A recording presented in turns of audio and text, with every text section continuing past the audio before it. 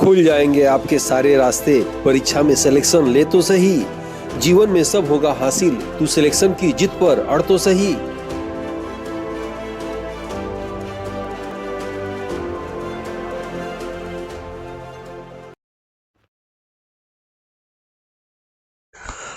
Aditya classes exam गुरु channel में आप सबका स्वागत है। आप सबकी तैयारी कैसे चल रही है, कैसे हैं आप लोग? अब तो एग्जाम बहुत कम समय बचा हुआ है। कुछ लोग को पढ़ते समय लग रहा होगा कि इधर से पढ़ाई हो रही है, पीछे से भूलते जा रहे हैं। कुछ लोग को टेंशन हो रहा है, कुछ तैयारी, बहुत कुछ हमने पढ़ा इतने महीनों से, सालों से, कुछ तैयारी नहीं है, कुछ याद ही नहीं आ रहा है। कुछ लोग को पढ़ाई लिखाई संबंधित रात को खराब सपने आते होंगे कि एग्जाम दे रहे हैं, छूट गया, एग्जाम पहुंच ही नहीं पाए, या किसी को कुछ न कुछ हो रहा है तो समझ लीजिए उसकी तैयारी ठीक ठाक चल रही है।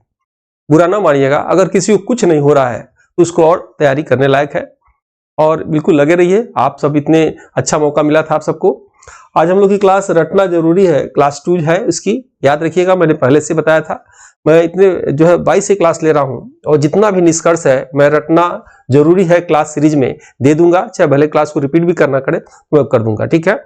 आप महसूस करेंगे कि सभी इंपॉर्टेंट कंटेंट है और एग्जाम में वो आ सकते हैं। आज की क्लास में हम लोग लॉन टेनिस के विषय में पढ़ेंगे, अमेरिका के राष्ट्रपति के विषय में पढ़ेंगे, और पद्म पुरस्कार के विषय में पढ़ेंगे जो आपके एग्जाम में आ सकता है, ठीक है। आइए शुरू करते हैं। सबसे पहले लॉन टेनिस 2024 की विजेता एग्जाम में आता है। 2 ही चीज आपको याद रखना है, इसमें से याद रखिएगा, एक पुरुष एकल विजेता याद रखिएगा, और दूसरा याद करना है महिला एकल विजेता, ठीक है। महिला एकल विजेता, पुरुष एकल विजेता, यही पूछता है अक्सर आपके एग्जाम में। और दूसरी बात कि उप विजेता नहीं पूछता है, कम पूछता है, ठीक है। देश के विषय में भी बहुत कम पूछा जाता है। आइए देखते हैं। सबसे पहले इसको याद करने का एक तरीका हम बता दे रहे हैं कि सबसे पहले आप क्या करेंगे, ये 4 क्रम से नाम आप याद रखेंगे, बिल्कुल 4 क्रम से नाम। पहले क्या होता है, ऑस्ट्रेलियन ओपन, दूसरे नंबर पे फ्रेंच ओपन, तीसरे नंबर पे विंबलडन ओपन, और चौथे नंबर पे यूएस ओपन होता है, ठीक है। ये नाम क्रम बिल्कुल आप याद रखेंगे। इसके लिए होता है कोड AF, ठीक है, VU FU, ठीक है, ऐसे याद रखेंगे। कोड क्या याद करेंगे, AF FU, ठीक है। उसके बाद आप देखेंगे पहला और चौथे नंबर का जो खेल हो रहा है, पहला और चौथे नंबर के खिलाड़ी का नाम एक ही जैसा है, ठीक है, याद करने में आसान हो गया। दूसरा और तीसरे नंबर के खिलाड़ी का नाम एक ही जैसा है, ठीक है। यानी आप देखेंगे ऑस्ट्रेलियन, फ्रेंच, विंबलडन, यूएस का मात्र 2 खिलाड़ी का नाम आप याद रखेंगे तो आपको इस चैप्टर पे कब्जा हो जाएगा। बिल्कुल ये सब क्वाइन क्वेश्चन कहा जाता है, एग्जाम में निश्चित आते हैं, हर परीक्षा में आते हैं। तो ऑस्ट्रेलियन ओपन के जेनिक सिनर है, इटली के हैं, याद रखेंगे आप। फ्रेंच ओपन के कार्लोस अल्कराज हैं, स्पेन के। विंबलडन ओपन के कार्लोस अल्कराज हैं, स्पेन के। और यूएस ओपन के जेनिक सिनर है इटली के, ठीक है। इनको याद करने का कोड अपने हिसाब से आप बना लीजिएगा, मैं एक बना दे रहा हूं ताकि आपको याद होने में आसानी हो। आप चाहे तो इससे भी अच्छा आप बना सकते हैं, या इसी को याद कर सकते हैं, ठीक है। तो देखिए सबसे पहले हम लोग क्या करेंगे, जेनिक सिनर के विषय में पढ़ना होगा। तो ये तो ऑस्ट्रेलियन ओपन है, तो एक खेल होता है, ऐसे याद करेंगे कि ऑस्ट्रेलिया, ऐसे याद रखेंगे आपकी ऑस्ट्रेलिया जहां अनिघीसा नर है, ठीक है। कैसे याद रखेंगे, इसको देख लीजिएगा यहाँ पे, ऑस्ट्रेलिया जहां घी, आप जानते हो कि अनिघी कंपनी का अनिघी सा नर मतलब आदमी, नर है, ठीक है, याद हो गया आपको। ऑस्ट्रेलिया जहां अनिघी सा नर है, यानी जेनिक सिनर, और कहां के, ऑस्ट्रेलियन के, ठीक है, याद हो जाएगा आपसे कि एक तो ये याद हो गया और चौथा याद हो गया। अब दूसरे नंबर पे देखेंगे और तीसरे नंबर पे कार्लोस अल्कराज के विषय में कैसे याद रखेंगे। एक सिंपल सा वाक्य कोई भी आप बना के याद कर सकते हैं, जैसे फ्रेंच ने कहा काला रूस आजकल हो गया है। रूस का यूक्रेन से युद्ध हो रहा है, युद्ध के दौरान इतनी बमबारी हुई है कि रूस आजकल काला हो गया है। तो कैसे इसको याद करेंगे कि फ्रेंच ने कहा काला रूस आजकल हो गया है, ठीक है, ऐसे याद रखेंगे। कि फ्रांस कर लिए, ऐसे कर लीजिए, फ्रांस ने कहा काला रूस आजकल हो गया है, ठीक है, आजकल हो गया है। कैसे आप देखेंगे, इसमें आप देखेंगे काला रूस आजकल, यानी कार्लोस अल्कराज, ठीक है, जहां अनिघी सानर यानी जेनिक सिनर, ये बिल्कुल इससे मैच करता हुआ नाम अगल बगल बिल्कुल अलग अलग डिफरेंट आता है, एग्जाम में आपको याद आ जाएगा, याद रखिएगा। यानी 2 लाइन अब याद रखेंगे। ऑस्ट्रेलिया जहां अनिघी सा नर है, आपको पहला चौथा याद आ जाएगा। फ्रांस ने कहा काला रूस आजकल हो गया है, ठीक है, तो ये भी आपको दोनों याद हो जाएगा। अब हम लोग आते हैं महिला एकल पे, ठीक है, महिला विजेता। इसमें भी आप देखेंगे 4 खेल का क्रम याद रखेंगे, पहला, दूसरा, तीसरा और चौथा, और एफ व्यू, ठीक है, ये आप रखेंगे, ठीक है, इसको याद रखिएगा, यू है ये। आप देख रहे हैं ऑस्ट्रेलियन ओपन आर्यना सबालेका बेलारूस की जीती हैं इसको। French open Iga Swiatek Poland की जीती हैं। विंबलडन ओपन बारबोरा क्रेजिसिकोवा जीती हैं।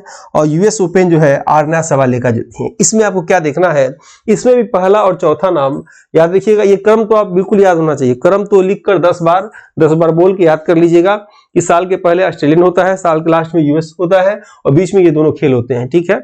तो ये एकदम बिल्कुल रटा होना चाहिए, या कोड आप रट लीजिएगा। यानी पहला और चौथा अगर नाम आप याद कर लेंगे तो आसानी होगा, ठीक है। अब देखिए इसको कैसे याद रखेंगे। जैसे अगर देखा जाए आर्यना सबालेका एक लड़का है जिसका नाम आर्यन है, यानी आर्यन का सब बाल काला है, ठीक है। क्या कैसे करेंगे, आर्यन एक लड़का है, उसका नाम आर्यन, आर्यन का सब बाल काला है, ठीक है, सब बाल काला है, ठीक, यानी इसका और ये आप दोनों जो है क्लियर होगा। अब देखिएगा फ्रेंच ओपन इगा स्वेटेक के विषय में, ये कैसे करेंगे, एग और स्वेटर लाओ, ठीक है, अंडा होता है एग और स्वेटर लाओ, ठीक है। एक आप आदेश दे रहे हैं किसी को, ठंड बहुत ज्यादा लग रहा है तो अंडा लाओ, एग और स्वेटर लाओ, ठीक है, या एग एंड स्वेटर लाओ पोलैंड से, या पोलैंड से एग एंड स्वेटर लाओ, कुछ भी आप जोड़ सकते हैं, या फ्रांस से एग और स्वेटर लाओ, कुछ भी जोड़ सकते हैं। याद देखिएगा एग एंड स्वेटर लाओ, एग्जामिनेशन हाल में आपको बिल्कुल याद आ जाएगा ऐसे ही। उसके बाद देखेंगे बारबोरा क्रेजिसिकोवा, ये चेक गणराज्य की विंबलडन ओपन जीते हैं। इनको याद करने का आराम से इसको याद कर सकते हैं कि बार कुछ बनाया जाता है हमेशा, मीट जो लोग खाते हैं कुछ भी, बार करेजी बनाओ, ठीक है, ऐसे कर लीजिएगा।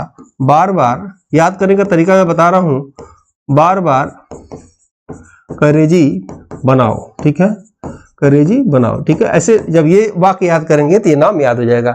ये दोनों आप देख लीजिएगा, या अपने हिसाब से या सीधे याद कर सकते हैं, या अपना कोई वाक्य बना सकते हैं, ठीक है। आइए हम लोग देखते हैं, अमेरिका के राष्ट्रपति आपके एग्जाम में आ सकता है कि वर्तमान में जो राष्ट्रपति हैं डोनाल्ड ट्रंप जो है किस क्रम के हैं, तो 47वें क्रम के, याद रखिएगा। इसके पहले जो बाइडेन जो है वो 46वें क्रम के थे।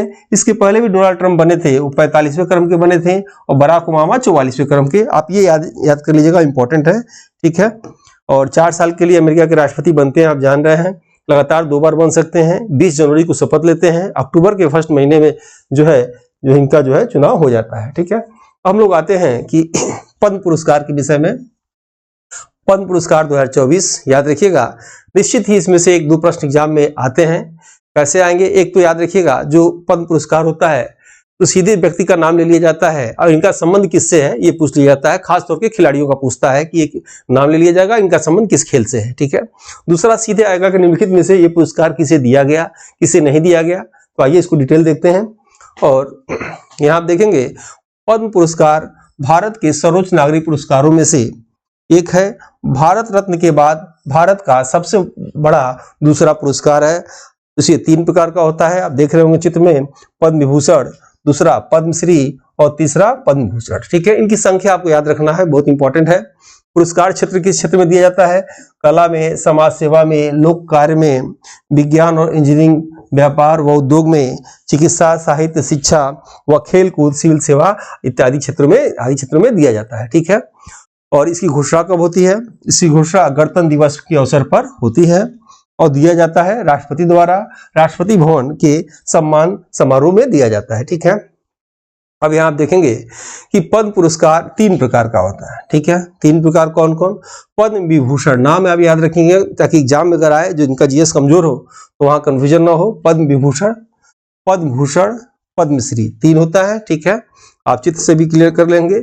अब यहाँ देखिएगा पद्म विभूषण असाधारण और विशिष्ट सेवा के क्षेत्र में दिया जाता है, कम लोग को दिया जाता है। पद्म भूषण उत्कृष्ट कोटि की विशिष्ट सेवा के क्षेत्र में दिया जाता है। और पद्मश्री याद रखिएगा किसी भी क्षेत्र में विशिष्ट सेवा के लिए दिया जाता है। 1977 में बंद और 1980 में पुनः चालू किया गया एग्जाम। यहाँ देखेंगे वर्ष 2024 में कुल 132 व्यक्तियों को, यह संख्या आपको याद रखना है, वर्ष 2024 में कुल 132 व्यक्तियों को पद्म पुरस्कार दिया गया। अच्छा, मैं भूल जाता हूं बार बार कहना, वीडियो आप देखते हो लगातार, अच्छा लग रहा हो तो आपको लाइक जरूर करना चाहिए, सब्सक्राइब करना चाहिए और अपने व्हाट्सएप ग्रुप में इस वीडियो को जरूर शेयर करना चाहिए, ताकि मेरी टीम का मोटिवेशन बना रहे और एग्जाम तक आपको इससे भी अच्छे वीडियो, लगभग फर्स्ट पेपर के जितने भी इंपॉर्टेंट कंटेंट आ सकते हैं आपको दे दिया जाएगा। और इसको जो है ऐप में जो है इसका PDF दे दिया जाता है, आप चाहे तो वहां से लिख देंगे। ठीक है, यहाँ हमने कहा आपसे कि 2024 में कुल 132 व्यक्तियों को पद्म पुरस्कार दिया गया। ठीक है, कुल पुरस्कारों में 30 पुरस्कार महिलाओं को दिया गया। अक्सर याद रखिएगा, ये पूछा जाता है कितनी महिलाओं को दिया गया। 132 में 30 पुरस्कार महिलाओं को दिया गया। पद्म विभूषण के विषय में देखेंगे, 5 व्यक्तियों को दिया गया, नाम आपको जुबान की नोक पर रटना पड़ेगा। पद्म भूषण 17 व्यक्तियों को दिया गया और पद्मश्री 110 व्यक्तियों को दिया गया। ये आंकड़ा बिल्कुल याद रखिएगा, कुल 132 व्यक्तियों को दिया गया, महिलाओं को 30 महिलाओं को दिया गया, पद्म विभूषण 5 लोग को दिया गया, पद्म भूषण 17 लोग को दिया गया और पद्मश्री 110 लोग को दिया गया। ठीक है, आइए इसमें देखते हैं पद्म विभूषण कुल जो है 5 व्यक्ति कौन कौन है उनको देखा जाए। सबसे पहले वैजंती माला बाली तमिलनाडु की है और कला के क्षेत्र में इनको दिया गया। ठीक है, एम वेंकैया नायडू आंध्र प्रदेश के हैं और सार्वजनिक मामले में दिए गए। ठीक है, इसके पहले उपराष्ट्रपति भी थे। पद्मा सुब्रमण्यम तमिलनाडु की हैं, कला के क्षेत्र में दिया गया। श्री कोडिनेला चिरंजीवी आंध्र प्रदेश के हैं, कला के क्षेत्र में दिया गया। और बिंदेश्वर पाठक बिहार के हैं, मरणोपरांत दिया गया सामाजिक कार्य में और भारत में सुलभ इंटरनेशनल के ये जनक भी याद रखिएगा। ठीक है, इन 5 लोग के विषय में देख लीजिए डिटेल में। और पद्म विभूषण के लिए दिया गया वैजंती माला बाली तमिलनाडु की, कला के क्षेत्र में। ठीक है, बिल्कुल आपको नाम याद होना चाहिए। नेक्स्ट आप देखेंगे कि पद्म विभूषण जो है एम वेंकैया नायडू आंध्र प्रदेश में सार्वजनिक मामले में इनको दिया गया।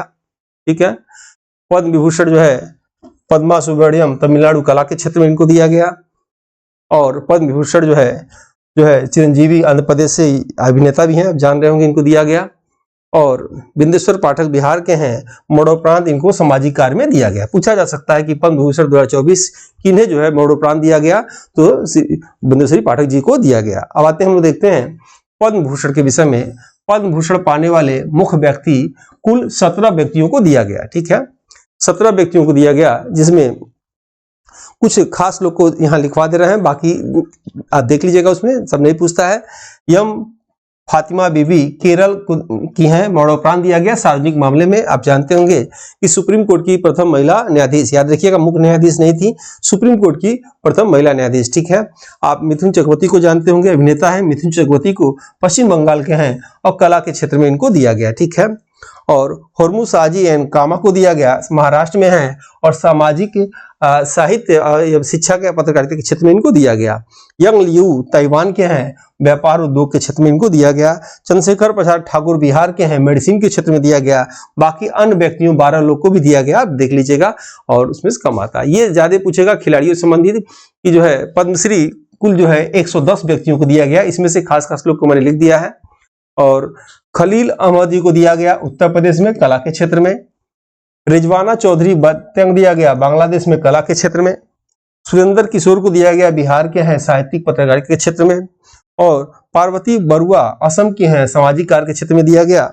नसीम बानो उत्तर प्रदेश की हैं, कला के क्षेत्र में दिया गया। और अन्य जो है 105 व्यक्तियों को दिया गया। ठीक है, समय कम है, इसको देखते हुए आप लोग के डिमांड पे जो है टीम द्वारा जो भी 2022 से हम लोग क्लास ले रहे हैं उसके जो है अनुसार जो है एक शॉर्ट नोट्स निकाले हैं, उसको 1 लाइनर फॉर्म में। एग्जाम अभी है, समय है फिलहाल, इतने समय में आप चाहे तो उसको आराम से दोहरा सकते हैं।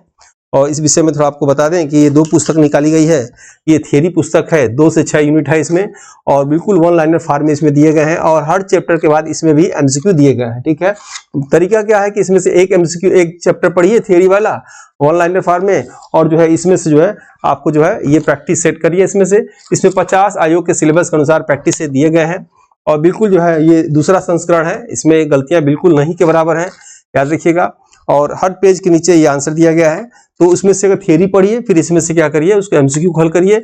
निश्चित ही आपके जीएस पेपर में जो डर है उसको दूर करेगा, आपके स्कोर को बढ़ाएगा। और इसके लिए जो नंबर आप देख रहे हैं, इस पे फारबुक लिखेंगे तो टीम द्वारा इसकी लिंक दे दी जाएगी, हमारे वेबसाइट से मिल जाएगा। ये आप पुस्तक देख रहे होंगे, बिल्कुल बिखरे हुए चुनिंदा तथ्यों का संगठन है इस पुस्तक में, थियरी वाले में। ये हिंदी माध्यम है, 2 से 6 यूनिट है। ये हिंदी इंग्लिश दोनों माध्यम में, याद रखिएगा। उसके बाद अक्सर परीक्षा में पूछे जाने तथ्यों पर आधारित है। सिलेबस के अनुसार महत्वपूर्ण सटीक जानकारी इसमें दी गई है।